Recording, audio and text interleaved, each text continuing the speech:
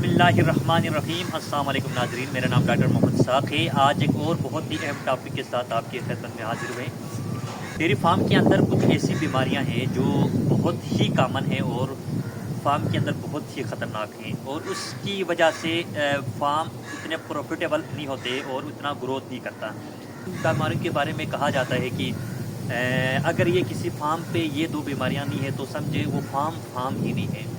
इसका मतलब ये है, ये इतने कॉमन बीमारी है, वो हर फार्म पे पाई जाती है। वो बीमारी है हमारे पास, एक तो मेस्टाइटिस है जिसको हम आम ज़बान में साड़ू कहते हैं। एक हमारे पास लेमनेस है जिसको हम लंगड़पन कहते हैं। ये एक डेयरी फार्म के अंदर बहुत ही ख़तरनाक और बहुत ही टफ टास्क होते हैं इनको डील करना, क्योंकि आप इस बीमारी को मुकम्मल तौर पर आप ख़त्म नहीं कर सकते हैं, कि इरेडिकेशन आप नहीं कर सकते हैं, लेकिन आप मैनेजमेंट के थ्रू और उसकी फार्म की आप प्रॉपर मैनेजमेंट के ज़रिए आप इस फार्म को, इस बीमारी को आप किसी हद तक इसको आप रिड्यूस कर सकते हैं, आप कम कर सकते हैं। तो आज इंशाल्लाह इस वीडियो में हम एक ही बीमारी को लेकर बात करेंगे, वो है मेस्टाइटिस।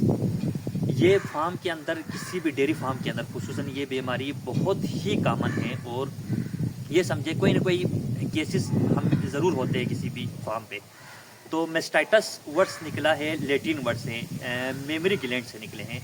मेमरी ग्लैंड कहते हैं थन को, यानी जो गाय के थन होते हैं उसको मेमरी ग्लैंड कहते हैं। जहाँ पे कोई इन्फेक्शन हो, कोई ऐसी कोई इन्फेक्शन हो, कोई इन्फ्लेमेशन हो, उस टर्म को हम कहते हैं मेस्टाइटिस। जिसको इसके हम काजिज़ के बारे में बात करें, ये किस वजह से होता है, ये बहुत ही अहम पॉइंट है। ये बहुत सारी वजूहात है इसकी वजह से साड़ू हो जाते हैं। उसमें सबसे अहम जो चीज़ है फार्म के अंदर जो मैं बात करता हूँ, मैं हमेशा इस चीज़ के ऊपर बात करता हूँ, ये हमारे जो गाय की फीड है, फीड की वजह से भी जानवरों के अंदर मेस्टाइटिस हो जाते हैं। वो कैसे हो जाते हैं, जैसे कि आप साइलेज जानवरों को डाल रहे हैं, उसके अलावा जो वंडा आप यूज़ कर रहे हैं उसके अंदर मुख्तलिफ किस्म के फंगस होते हैं। वो क्या करते हैं जानवरों में, जब आप वो जानवर कंज्यूम करते हैं, वो जानवर फीड खाते हैं, तो वहाँ जानवरों के अंदर टॉक्सिसिटी काज करते हैं। वो टॉक्सिसिटी जाके क्या करते हैं, मेमोरी टिश्यू के ऊपर एक्ट करते हैं और वहाँ पे जो है ना क्या करते हैं, साड़ू का सबब बनते हैं और वहाँ पर भी क्या होते हैं, वो मेस्टाइटिस काज करते हैं। इसके लिए हम क्या करते हैं, उस चीज़ को हम ट्रीट करने के लिए वहाँ पे हम टॉक्सिन बाइटर वगैरह यूज़ करते हैं। उसके अलावा हम हमारे पास जो क्या कहते हैं बफर होते हैं, वो हम यूज़ करते हैं। इसके अलावा जो दूसरी नंबर पे जो हमारे पास जो सबसे अहम चीज़ है, वो है फार्म के अंदर जो सफाई का निज़ाम आप किस तरह कर रहे हैं। कि फार्म के अंदर, आपके शेड के अंदर जहाँ पे जानवर बैठते हैं, जहाँ पे जानवर फीड करते हैं, उनकी सफाई किस तरह है। अगर आप प्रॉपर सफाई करोगे और डेली बेस पे आप वहाँ पे जानवर जहाँ बैठते हैं, जहाँ पे जो जानवर बैठने के लिए जो बेडिंग है, चाहे आप वहाँ पे बेड लगाए हुए, चाहे आप वहाँ पे रेता डालते हैं, वो साफ़ सुथरी होनी चाहिए। वहाँ पे जो है ना कोई भी ऐसा कंटेमिनेशन नहीं होनी चाहिए जिसकी वजह से जानवरों को मेस्टाइटिस हो, साड़ू को। और आपने हमेशा अपने फार्म के अंदर स्प्रे लाजमी करवाना है। जहाँ पर भी जानवर बैठते हैं, जो बैंकर, जहाँ जितने भी बैंकर हैं जहाँ पे जानवर ने बैठने हैं, वहाँ पे आपने सफाई का ख़ास ख्याल रखना है और वहाँ पे आपने क्या करना है, डेली बेस पे सफाई करनी है। सफाई में ये भी आप कर सकते हैं कि उसके ऊपर आप कैल्शियम कार्बोनेट जो चूना होते हैं, लाइमस्टोन, आप वो भी डाल सकते हैं। फिर हमारे पास नेक्स्ट जो बहुत ही अहम पॉइंट है जिसकी वजह से साड़ू हो जाते हैं, वो है जो सबसे अहम है, वो है जहाँ पे मिल्कर का रोल, यानी जो दूध निकाल रहे हैं उसका बहुत ही अहम रोल है। जहाँ पे हम मिल्किंग पार्लर में जब जानवर आते हैं, वहाँ पे हाइजीन और एनवायरनमेंट प्रोवाइड करना जानवरों के लिए बहुत ही अहम है। जो मिल्कर होते हैं, दूध निकालने वाले जो लोग होते हैं, जो बंदे होते हैं, उनकी भी सफाई, और साथ में जो हमारे मिल्किंग पार्लर है जहाँ पे आपने जानवर से दूध लेने हैं, मिल्किंग उनकी करने, तो वो जगह साफ़ होनी चाहिए। आपने थन को सबसे पहले आपने धोने हैं, इसके बाद आपने मशीन से चुवाई कर रहे हैं या हैंड मिल्किंग है या मशीन मिल्किंग है, तो आपने उस हिसाब से बाकायदा एक प्रॉपर सफाई के तहत आपने उसकी मिल्किंग करनी है। क्योंकि जब आप दूध निकालते वक्त हम क्या करते हैं, जब आप दूध निकालते हैं तो वहाँ से जब दूध बाहर आते हैं, जो वहाँ से जो ओपनिंग है उसको हम कहते हैं टीट केनाल।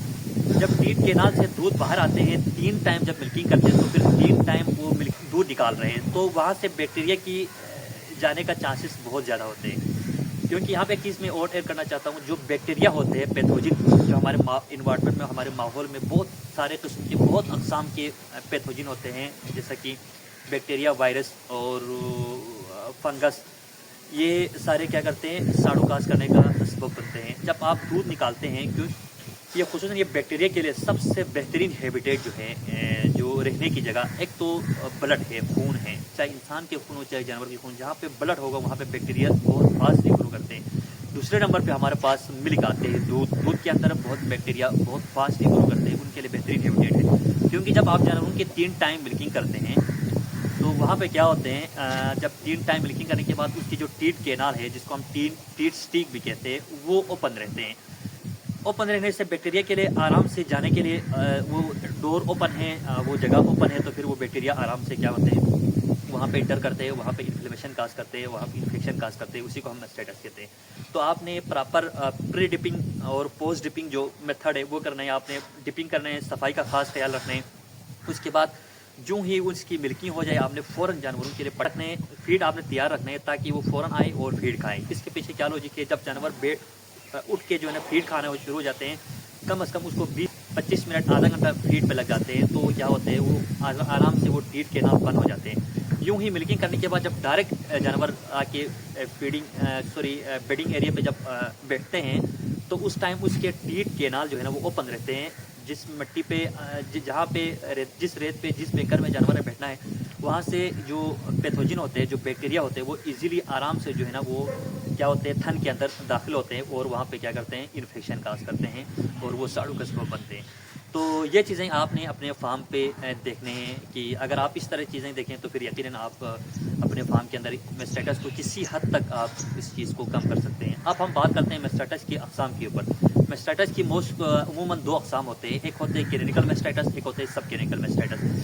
کلینیکل میسٹائٹس کا مطلب یہ ہے وہ میسٹائٹس جس میں جانوروں کو جو علامات ہیں، جب ساڑو پڑنے کی جو علامات ہوتے ہیں وہ آپ کو جانوروں میں نظر آنا شروع ہوتے ہیں، جیسا کہ جانور کو بخار ہو جاتے ہیں، ان کے تھن میں ریڈنس آنا شروع ہو جاتے ہیں، لال ہو جاتے ہیں، سرخ ہو جاتے ہیں تھن، اور بہت ہارڈ ہو جاتے ہیں، جانور کھانا پینا چھوڑ دیتے ہیں، اور یہ سارے اس کے جو ہے نا کلینیکل میسٹائٹس کی علامات ہے۔ اور ہاں یہ ہے کہ جب آپ دودھ کی اسٹرپنگ کرتے ہیں تو وہاں سے آپ کو جو ہے نا پھٹیاں فلیکس آپ کو نظر آنا شروع ہو جاتے ہیں۔ اگر آپ کو علامات نظر آئے تو پھر یہ ہے کلینیکل میسٹائٹس۔ اگر کچھ ایسے ہوتے ہیں جو میسٹائٹس ساڑو ہوتے ہیں جانوروں میں، لیکن آپ کو ان کے علامات نظر نہیں آتے، اس کو کہتے ہیں سب کلینیکل میسٹائٹس۔ یہ بھی ایک بہت ہی خطرناک ساڑو ہوتے ہیں جو ہمارے پروڈکشن کو یعنی دودھ کی پیداوار کو کم کر دیتے ہیں۔ تو ان چیزوں کو آپ نے آئیڈینٹیفائی کرنا ہے۔ اب ڈائگنوز کرنے کے لیے اب کیا ہے، ایک تو ہم سب کلینیکل میسٹائٹس کو ڈائگنوز کرنے کے لیے ایک بہت ہی اہم ٹیسٹ ہے CMT ٹیسٹ، یعنی کیلیفورنیا میسٹائٹس ٹیسٹ کہتے ہیں، اور ایک سر فیلڈ میسٹائٹس ٹیسٹ ہے۔ اس کی وجہ سے بھی آپ آرام سے سب کلینیکل میسٹائٹس کو ڈیٹیکٹ کر سکتے ہیں، اور کلینیکل میسٹائٹس کو آپ ہر کوئی عام بندہ بھی اس چیز کو نوٹ کر سکتے ہیں، جیسے کہ اس کے تھن میں سختی آ جانا، دودھ کے اندر خراب آ جانا، دودھ کے اسمیل جس سے بھی آپ کو پتہ چل جاتے ہیں، جانور کو بخار ہو جاتے ہیں، اور جانور کھانا پینا چھوڑ دیتے ہیں۔ اور اگر آپ اس کی پراپر ٹریٹمنٹ نہ کریں تو پھر کیا ہو جاتے ہیں، وہ جانور بیٹھنا شروع ہو جاتے ہیں، اور وہ ٹاکسک میسٹائٹس میں چلے جاتے ہیں، اور وہ پھر بعد میں جا کے بہت مشکل ہو جاتے ہیں اس چیز کو ٹریٹ کرنا۔ کچھ جانور جو ہے نا پھر آہستہ آہستہ اس کے تھن کے اندر ناٹ بننا شروع ہو جاتے ہیں، وہ بہت ہی ٹف ہوتے ہیں، بھی ایک بہت ہی خطرناک قسم کے میسٹائٹس کے اقسام میں سے ہیں۔ اور اس کے علاوہ بہت سارے پیتھوجن کے بیس پہ بھی ہم میسٹائٹس کو گروپنگ کرتے ہیں، جیسا کہ ایکولائی میسٹائٹس، کولیفارم میسٹائٹس جس کو کہتے ہیں، اس کے علاوہ اسٹریپٹوکوکس اور اسٹریپٹوفائلوکوکس، یہ بہت سارے پیتھوجن ایسے ہیں، کلیپسیلا کیا کہتے ہیں بیکٹیریا ہے، اس کی وجہ سے بھی جانوروں کو کیا ہوتے ہیں ساڑو پڑ جاتے ہیں۔ تو اب ہم بات کریں گے اس کی ٹریٹمنٹ کے اوپر، علاج کے اوپر۔ سب کلینیکل میسٹائٹس کو آپ نے کس طرح دیکھنا ہے اور کلینیکل میسٹائٹس کو کیسے دیکھنا ہے۔ اب کلینیکل میسٹائٹس کو آپ نے کیا کرنا ہے، اس کی علامات کے بیس پہ جب جانور بخار میں ہو تو پھر آپ نے کیا ہوتے ہیں بخار کو کم کرنے کے لیے جو دوائی دیتے ہیں انسیٹ، جیسے کہ ہمارے پاس کیٹوجیکٹ ہے، لاکزن ہے، میلاکسکیم ہے، آپ جو بھی آپ کے پاس سے آپ استعمال کر سکتے ہیں۔ اور اس کے علاوہ کئی ہم براڈ اسپیکٹرم اینٹی بائیوٹک ہم چلاتے ہیں، جیسے کہ آکسیٹیٹراسائکلین، آپ کے پاس ایموکسیسلین بھی اچھا کام کرتے ہیں۔ اس کے علاوہ جو تھرڈ جنریشن میں جو سفلوسپورین کے گروپ میں ہمارے پاس ہیں سفٹیفر آتے ہیں، اس کا بھی اچھا رزلٹ ہے۔ اس کے علاوہ جو آپ نے کیا کرنا ہے، اس حساب سے جو پیتھوجن کے بیس پہ آپ نے کیا کرنا ہے ٹریٹمنٹ سلیکشن کرنا ہے۔